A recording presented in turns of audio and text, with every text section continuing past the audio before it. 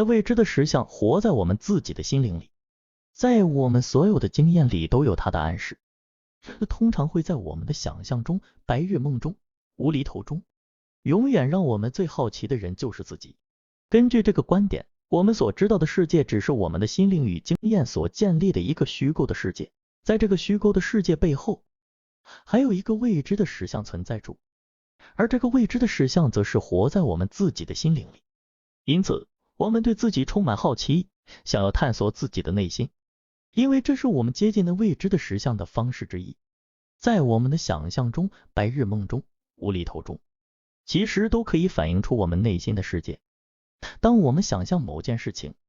实际上是在探索我们自己的期待、渴望和愿望。在白日梦中，我们也许会幻想自己的未来，这是对未知实相的一种探索。而在无厘头的想象中，则更可能是在探索我们内心深处的情感和隐藏的欲望。那未知的实相不仅存在于我们的想象中，还存在于我们所有的经验中。当我们从外部世界中经历某些事情时，也会受到内心世界的影响。这些影响或许潜藏在我们的潜意识中，也或许被我们明确的意识到。因此，探索自己的内心世界，能够帮助我们发现那未知的实相，从而更好地理解自己和周遭的世界。总之，根据赛斯的观点，我们都希望能够更好地探索自己的内心，探索那未知的实相，从而更好地理解自己和周遭的世界。游戏是存活最实际的方法之一，在其架构内藏着创造的秘密，创造的秘密中又藏着存在的秘密。懂得存在的秘密，就知道如何生存得很好，知道如何创造物质与心灵的丰富。因此，游戏不仅是消费的娱乐工具，更是一种学习与成长的方式。在游戏中，人们可以体验不同的情境，学习解决问题的能力，并且可以透过互动与竞争来培养协作与竞争的技巧。这些经验与技能都可以转化为现实生活中的实用价值。此外，游戏也提供了一个创造与实现想象的空间。在游戏中，人们可以自由地建立自己的世界，创造自己的角色与故事，并透过游戏的规则与约束来实现这些想象。这种创造的经验也可以启发人们在现实生活中的创造力与创新精神。总之，游戏是一个充满机会、知识与创造力的世界，能够帮助人们生活得更丰富、更充实，并且发挥出自己的潜能与能力。神圣的心灵是一个游戏性的心灵，游戏带给我们必要的休息，使我们暂时放下对自信的扭曲观念。世界上精彩的发明都是发明家灌注工作的时候，沉湎在消遣或游戏的时候发生的。在赛斯看来，游戏与消遣是重要的，因为它们可以帮助我们放松心情，并为工作或其他重要的事情重新注入活力和创造力。此外，赛斯还强调游戏应该是一个神圣的心灵，这意味着我们应该以敬重和愉快的方式看待游戏和消遣，而不是将它们视为浪费时间或不必要的事情。最终，赛斯相信，透过参与游戏和消遣，我们可以提高彼此之间的联系，并在日常生活中找到乐趣和满足感。家庭是一个整体，彼此互为对等人物，有些个性一致，有些则相反，彼此是为互补。在家庭中，每个人都有自己独特的角色和责任，但这些角色和责任都是相互依存的。赛斯认为，家庭成员需要透过沟通、互相支持和尊重等行为来建立彼此之间的关系，从而营造出一个和谐、稳定和有爱的家庭环境。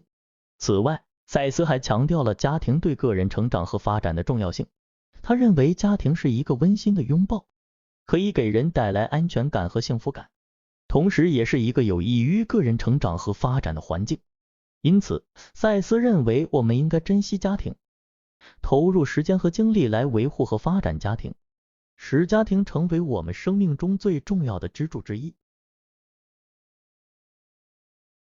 你不只是你自己，每个人的特性是变化多端的。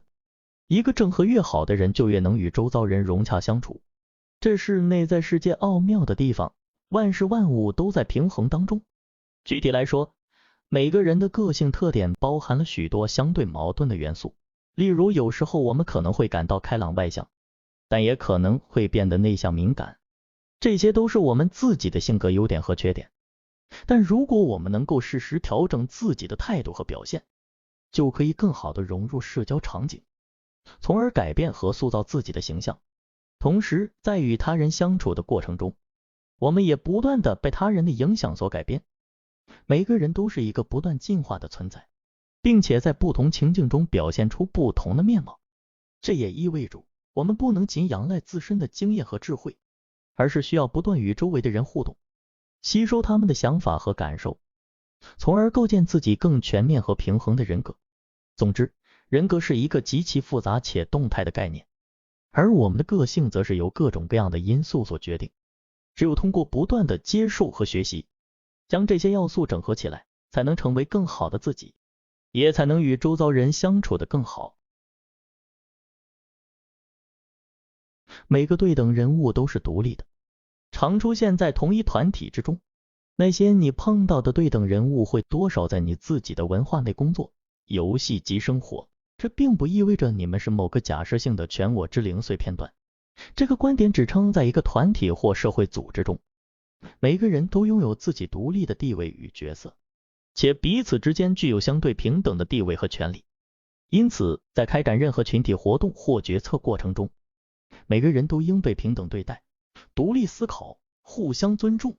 同时，这也意味着每个人都有责任对团体中的行为与环境负责任，维护共同的利益和目标。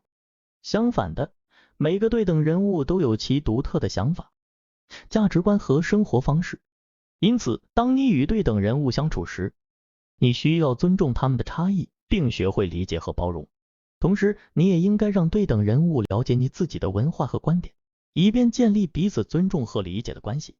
只有这样，你才能真正的与不同文化背景的人建立深层次的关系，并达到平等和共融。